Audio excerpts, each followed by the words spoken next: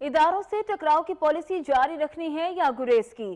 نون لیگی قیادت نے شریف خاندان کی احتساب عدالت میں پیشی اور دیگر معاملات سے متعلق اجلاس میں اہم فیصلے کر لیے۔ مائنس نواز فارمولا مسترد کر دیا گیا۔ ذرائع نے شہباز شریف کو بھی اہم ذمہ داری ملنے کا امکان ظاہر کر دیا۔